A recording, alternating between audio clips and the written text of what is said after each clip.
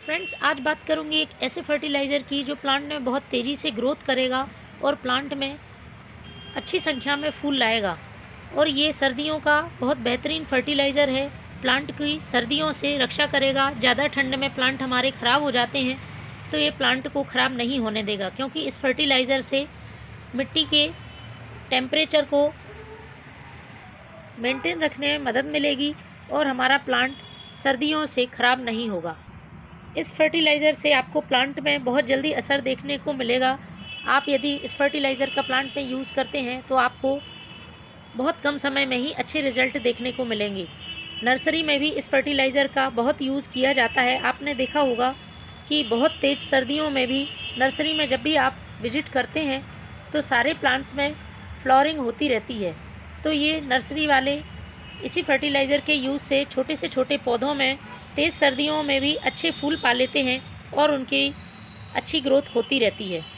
इस फर्टिलाइज़र को आप अपने सभी प्लांट्स में यूज़ कर सकते हैं, वेजिटेबल प्लांट्स हों, फ्लावरिंग प्लांट्स हों या फिर फ्रूटिंग प्लांट्स हों। जो हमारे विंटर प्लांट्स हैं उनमें विंटर के समय में भर भर के फूल आते हैं। जैसे कि आप ये देख रहे होंगे, गुलदाउदी का प्लांट है और बहुत तेज़ी से इसमें फ्लावरिंग हो रही है। इस समय इनको इस तरह के फर्टिलाइज़र की बहुत ज़रूरत पड़ती है।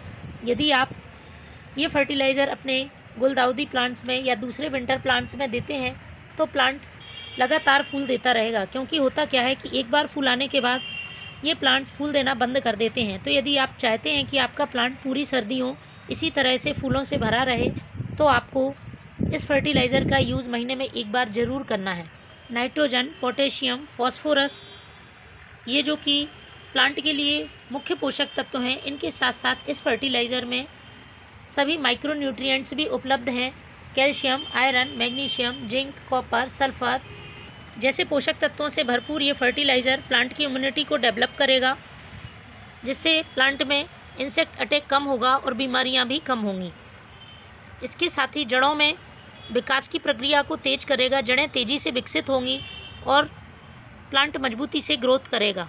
यदि प्लांट में किसी भी तरह की बड्स ड्रॉप प्रॉब्लम है या फिर पत्तियां पीली पड़ रही हैं तो ये समस्याएं भी इस फर्टिलाइज़र की यूज़ से ख़त्म हो जाएंगी। मिट्टी की उर्वरा शक्ति को बढ़ाएगा, मिट्टी उपजाऊ बनेगी और प्लांट में भरपूर मात्रा में आप फूल और फल पा सकेंगे। तो इस फर्टिलाइज़र को बनाने के लिए मैंने 2 चीज़ों का इस्तेमाल किया है। दोनों ही चीज़ें एक पावरफुल फर्टिलाइज़र की तरह काम करती हैं और प्लांट से जुड़ी सारी समस्याओं को ख़त्म करती हैं। यदि पोषक तत्वों की कमी से आपके प्लांट की ग्रोथ रुक गई है या फिर प्लांट में फूल नहीं आ रहे हैं तो पोषक तत्वों से भरपूर इस फर्टिलाइज़र को अपने प्लांट में ज़रूर यूज़ करें। तो चलिए मैं बताती हूँ किस तरह से इस फर्टिलाइज़र को बनाना है। तो मैं यूज़ कर रही हूँ इसमें गोबर का खाद। गोबर का खाद एक बहुत ही यूज़फुल फर्टिलाइज़र है और प्लांट के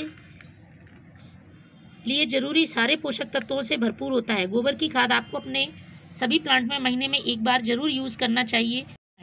नाइट्रोजन, फॉस्फोरस, पोटेशियम और माइक्रोन्यूट्रिएंट से भरपूर ये गोबर की खाद पुराने गोबर की खाद होनी चाहिए। मैंने 2 मुट्ठी इस गोबर की खाद को ले लिया है। सर्दियों में प्लांट पे बहुत तेज़ी से असर करती है।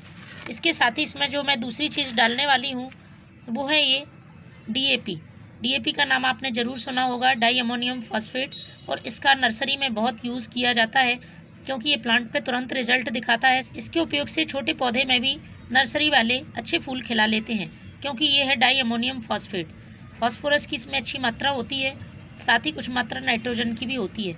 तो मैंने 2 मुट्ठी गोबर की खाद में 10 से 12 दाने डाई अमोनियम फॉस्फेट के मिला लिए हैं और इसको हमें अच्छी तरह से मिक्स करके प्लांट की सॉइल में यूज़ करना है। आपको प्लांट की साइड से मिट्टी को एक तरफ हटा लेना है और उसके बाद ये जो हमने फर्टिलाइज़र बनाया है इसको आपको डालना है। पॉट की साइज़ के हिसाब से आप इसका यूज़ करें। मैं 1 मुट्ठी ये फर्टिलाइज़र इस प्लांट में दे रही हूँ।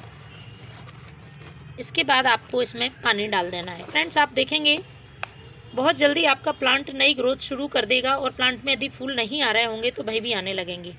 Thank you.